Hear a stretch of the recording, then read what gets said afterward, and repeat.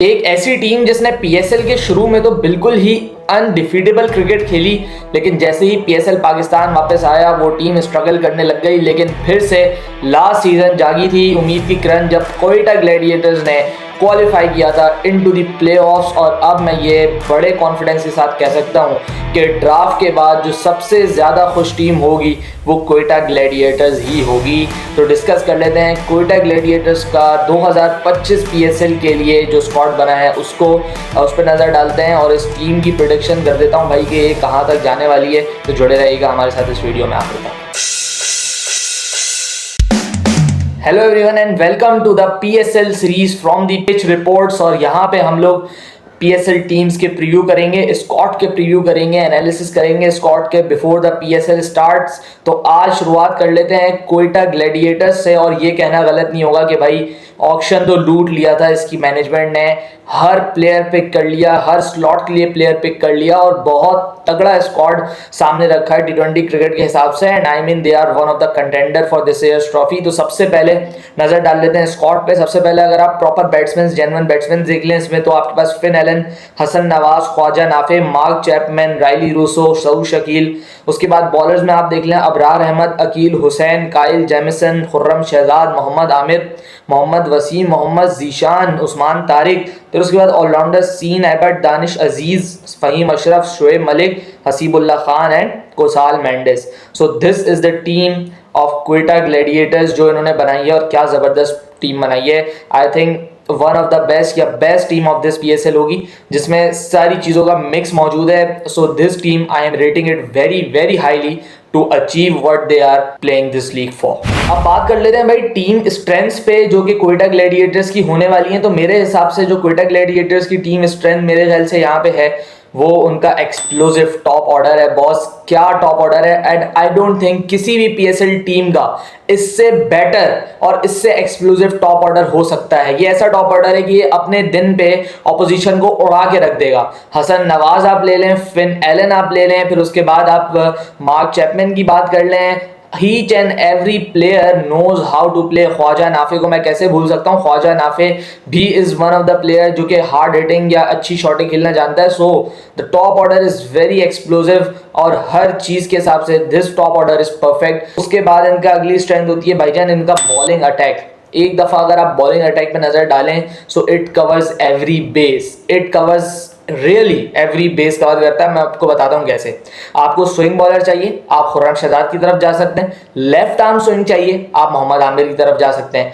कोई ऐसा सरफेस आ गया जहां पे आपके पास स्पिनर डोमिनेंट कंडीशंस हैं, वहां पे आपके पास क्या है, दो मिस्ट्री स्पिनर्स, उस्मान तारिक और अबरार अहमद। उसके बाद आपके पास एक और spinner Akeal Hosein left arm spinner orthodox. उसके बाद आपको एक्सपीरियंस चाहिए, आप शोएब मलिक के पास जा सकते हैं। उसके बाद किसी पिच पे बाउंस ज्यादा हो रहा है, स्पेशली रावलपिंडी के जैसे जो ट्रैक्स होते हैं वहां पे अच्छा खासा बाउंस होता है। So you want a tall bowler in your side, आप काइल जेमिसन को खिलाएं, आप मोहम्मद जीशान को इन करें। सो this is the depth of their bowling. जब मैं कहता हूं हर बेस कवर है सो इसका मतलब होता है लेग स्पिनर भी है, ऑफ स्पिनर भी है, right left arm Orthodox spinner भी है। So each and everything is covered और बहुत जबरदस्त बॉलिंग लाइनअप है। एंड बात याद रखिएगा कि बैटिंग विन यू गेम्स और बॉलिंग विन यू टूर्नामेंट। सो इसलिए मैं कोयटा को काफी ज्यादा हाईली रेट कर रहा हूं because of their bowling strength with their possessing इस वक्त। और इसके बाद अगर हम इनकी थर्ड स्ट्रेंथ की बात कर लें तो भाई वो है the leadership of Shane Watson. इतना एक्सपीरियंस प्लेयर है टी20 क्रिकेट में, वर्ल्ड वाइड टी20 क्रिकेट खेली है, सो बहुत सारा एक्सपीरियंस शेयर कर सकता है।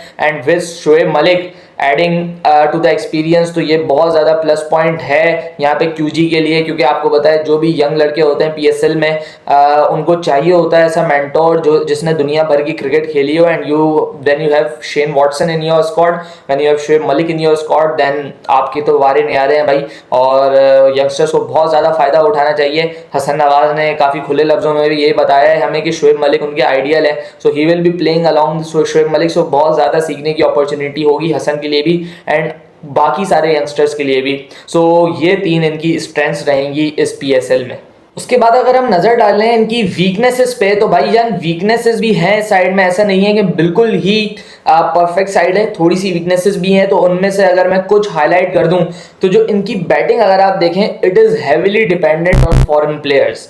मतलब आपके पास कोई लोकल अच्छा बैट्समैन नहीं है अपार्ट फ्रॉम सऊद शकील और ख्वाजा नाफे, जो कि मिडिल ऑर्डर में, स्पेशली टॉप ऑर्डर हो गया ना, चले Saud and Khawaja will play in top order, लेकिन middle order is heavily dominant with foreigners. In case जैसे अभी Mark Chapman he is injured, so उसकी रिप्लेसमेंट में ये लोग लाए अली माजिद को, जो कि एक लेग स्पिनर है। सो यही बात है कि अगर इनमें से कोई इंजर्ड होता है तो what are their backups? They have no local players that are enough experience or that are enough skillful to replace them in the middle order।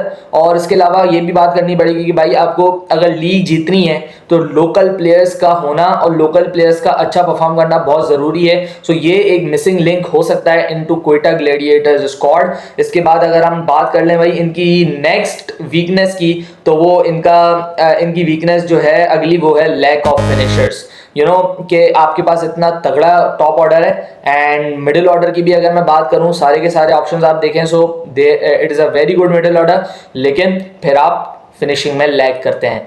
Finishing में कहाँ लैग करते हैं? Because you are depending on Faheem Ashraf, you are depending on Mohammad Wasim junior, you are depending on Akeal Hosein to finish the game for you. और ये bits and pieces वाले batters हैं, ये पूरे बैटर्स नहीं है। फहीम अशरफ ने इतने सालों से खेल रहा है, कोई भी अच्छे मैच फिनिश नहीं किए उसने। वसीम जूनियर को भी हमने देखा बैटिंग काफ़ी ज़्यादा हल्की करता है, आई नो कि हिटिंग कर लेता है, क्वेटा ने यही सोच के लिया होगा कि हाँ फहीम भी हिटिंग कर लेता है, वसीम भी हिटिंग कर लेता है, अकील ने भी पिछले सीजन में अच्छी परफॉर्मेंसेज दी थी, but at the end of the day they all are bits and pieces of a player. थोड़ी सी बैटिंग, थोड़ी सी bowling. Akeal Hosein is a wonderful bowler, लेकिन बैट्समैन उस कैलिबर का नहीं है कि वो बड़े मैचेस आपके लिए फिनिश कर पाए, या मे बी वसीम जूनियर उस कैलिबर का बैट्समैन नहीं है जो कि आपके लिए बड़े मैचेस फिनिश कर पाए। So this can be a very concerning sign for Quetta Gladiators going into the tournament. भाई अब अपॉर्चुनिटीज़ क्या हो सकती हैं इस टीम के लिए? तो सबसे बड़ी जो अपॉर्चुनिटी इस टीम के लिए होने वाली है वो इनके कप्तान के लिए होने वाली है कि अपने आप को एज अ लीडर किस तरीके से प्रूव करना है।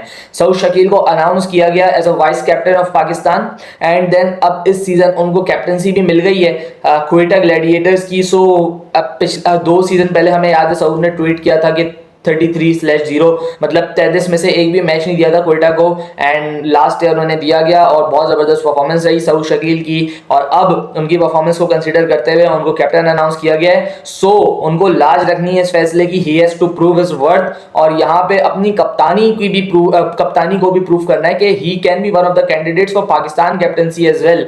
ही can be a good leader. After Sarfaraz Ahmed we are finding good leader, लेकिन मिल नहीं रहे हैं। सो सऊद शकील अगर तो वो अच्छी कप्तानी करते हैं, so he can be in the limelight, and मेरे ख्याल से बहुत बड़ी अपॉर्चुनिटी है इनके लिए। अगली अपॉर्चुनिटी आप देखें कि ये जो नए लड़के हैं इनके लिए है, हसन नवाज के लिए आप ले लें या ख्वाजा नाफी के लिए आप ले लें। स्पेशली अगर मैं हसन नवाज की बात कर लूँ तो उसके ऊपर बहुत बड़ी जिम्मेदारी है, बहुत ज़्यादा अपॉर्चुनिटी है उसके लिए कि अपने आप को प्रूव करे। इधर उसने 1 सेंचुरी की, लेकिन apart from that century he did nothing in that tour against the New Zealand. सो हर कोई उसको इस वक्त टुल्ला बोल रहा है एंड हर कोई उसको लप्पा बोल रहा है। So he has an opportunity है कि वो अपना गेम दिखाए खुल के एंड यहाँ पे स्कोर करे और बड़ा स्कोर करे हसन नवाज, ताकि वो अगेन पीसीबी के सेलेक्टर्स की नज़रों से दूर ना रहे हैं, उसको स्क्वाड में या उनके प्लान्स में ज़रूर शामिल रहना चाहिए। सो उसके लिए हसन नवाज को यहाँ पे स्कोर करना पड़ेगा। उसके बाद उस्मान तारिक भी एक अपॉर्चुनिटी, उनके लिए भी अपॉर्चुनिटी है उस्मान तारिक के लिए। So these were the opportunities जो हो सकती हैं एंड इनके लिए बहुत ज़्यादा चांस है कि यहाँ पे परफॉर्म करें and then pave their way through to the national team. तो भाई प्रॉबेबल प्लेइंग 11 क्या हो सकती है हमारी क्यूजी की? तो उसके लिए हमने 11 ये बनाई है कि फिन एलन ओपन करेंगे सऊद शकील के साथ, then 1 down Haseebullah Khan as a wicket keeper, then Khawaja Nafay, Rilee Rossouw, Shoaib Malik. अब देखें Shoaib Malik and Mark Chapman का थोड़ा सा वो होगा, अभी मार्क चैपमैन जो है वो इंजर्ड है, I don't know till when he is injured, क्योंकि अभी वो पाकिस्तान ट्रैवल नहीं किए हैं बिकॉज उनके फर्स्ट ओडीआई में मसल्स पुल हो गए थे। सो उसके बाद से उन्होंने 2 ओडीआईज भी नहीं खेले and he haven't travel Pakistan yet. So उनकी इंजरी कंसर्न है, तो जैसे ही वो आते हैं then he can replace Shoaib, लेकिन अभी के लिए शोएब मलिक ही टीम में होंगे given the experience he have और given the batting skills he have against the spin. फिर उसके बाद हम आगे चलें तो हमारे पास Rana Faheem Ashraf, Akeal Hosein, Mohammad Wasim, Mohammad Amir and Abrar Ahmed. अब ये जो मेरी 11 है इसमें आपके पास सारे के सारे ऑप्शंस जो हैं वो आप देख लें किस तरीके से क्लियर हैं। आपके पास अगर आपको मिस्ट्री स्पिनर चाहिए अबरार है, आपको लेफ्ट आर्म स्पिनर चाहिए अकील हुसैन है, आपको ऑफ स्पिनर चाहिए शुएब मलिक है, फिर फास्ट बॉलिंग में आप देखें मोहम्मद वसीम होंगे, आमिर होंगे, फ़हीम अशरफ होंगे, बैटिंग ऑप्शंस बेशुमार हैं, मोहम्मद वसीम तक बैटिंग आ रही है। So this is a very good playing 11 और मैं ये समझता हूँ कि यही प्रॉबेबल 11 होने वाली है इस दफ़ा QG की टू स्टार्ट द टूर्नामेंट। आप कमेंट करके बताएं अगर कुछ और प्लेइंग 11 हो सकती है या कोई भी बात आपसे आपको पता हो या आप डिसएग्री करते हो मुझसे या अग्री भी करते हो तो एक कमेंट लाजमी कीजिएगा। हमारे चैनल को कर ले सब्सक्राइब। जब तक के लिए अपना ख्याल रखिएगा। अल्लाह हाफिज़।